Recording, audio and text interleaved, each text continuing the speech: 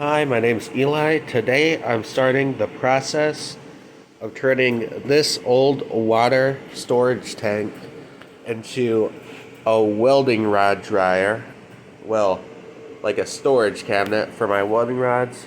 It's going to be heated and fairly cheap to build, so it'll keep them nice and dry.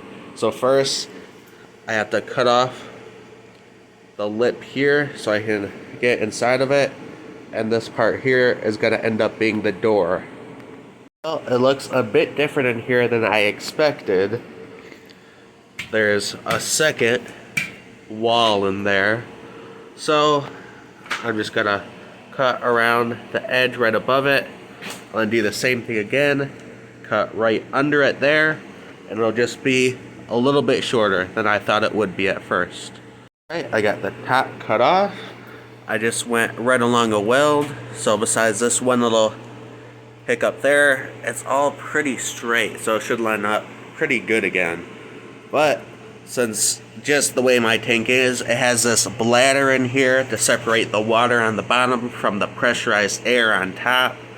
So I just have to get that out, and then I can get on to the next thing. Alright, I got the rubber bladder out of the inside. There was actually 2 layers, but now I'm going to cut a hole in this bottom here.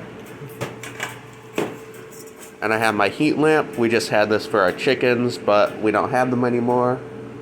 So I'm just going to cut a hole, and I'm just going to either rivet or self-tap this flange here on it. Just flush mount it. And then it'll be mostly protected by this ridge here, and it's just going to be the easiest, quickest, cheapest way to put this on. Measure it. You can use twine or wire or anything. I used just a thin piece of paper I had, but I marked out the line where I need it to be. I just made a circle, knot it where I wanted it, and now I'll just sharpie it on, and it'll be like basically about where I want it. It doesn't really matter that much.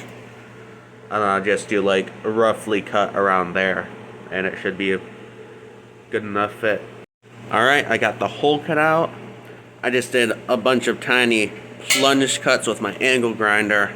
You could use like a torch, a plasma cutter, or a jigsaw to get a much cleaner circle. I just don't really care. It's not like it's going to be seen or used much or anything like that. But it fits the light nicely. Sits in there just like that. So just got to put some holes in it. And I'll either just rivet it or self-tap it on. The light is mounted in the back there. And it works, obviously.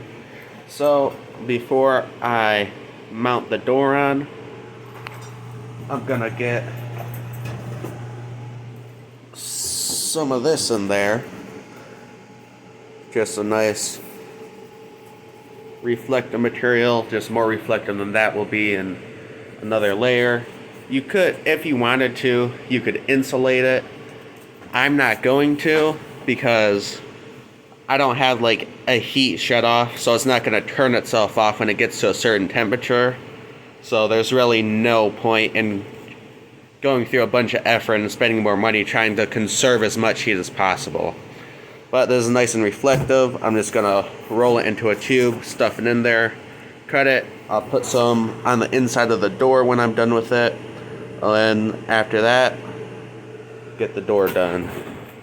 Alright, I have it cut to length, and I just fold it up.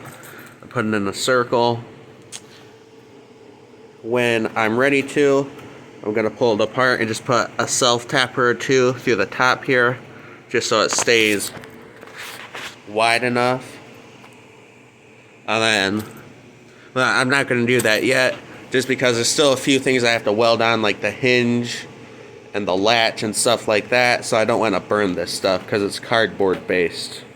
For my hinge and latch, I have just a small weld-on hinge from Tractor Supply.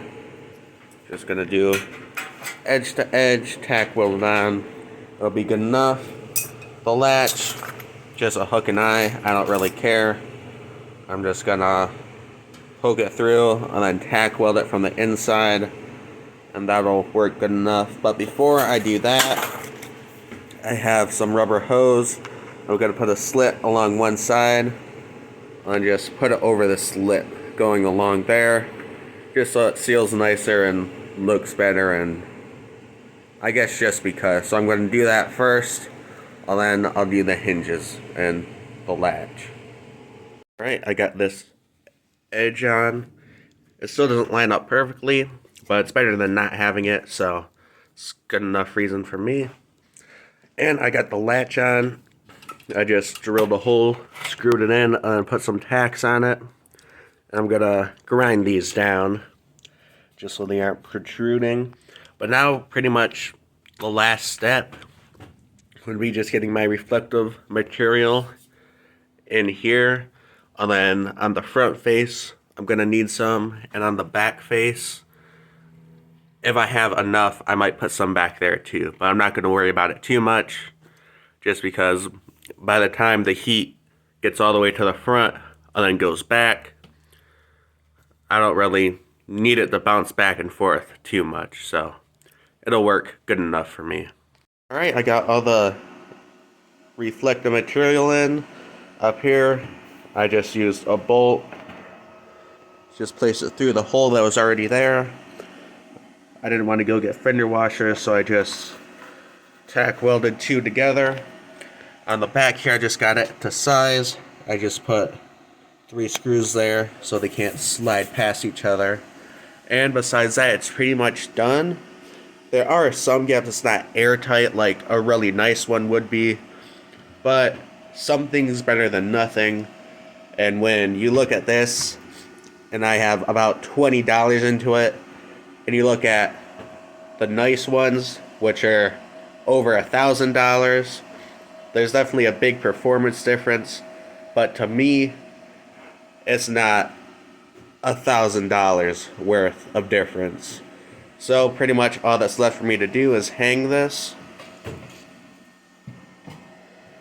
I'm gonna hang it like this so the door opens down. And I think I'm just gonna hang it right under my workbench over here. Pardon the mess, but I'm working on getting everything sorted out, which is partially why I made this, because pretty soon I want to have everything in here in place, nice, neat, and easy to find. So, thank you for watching, and I'll see you next time.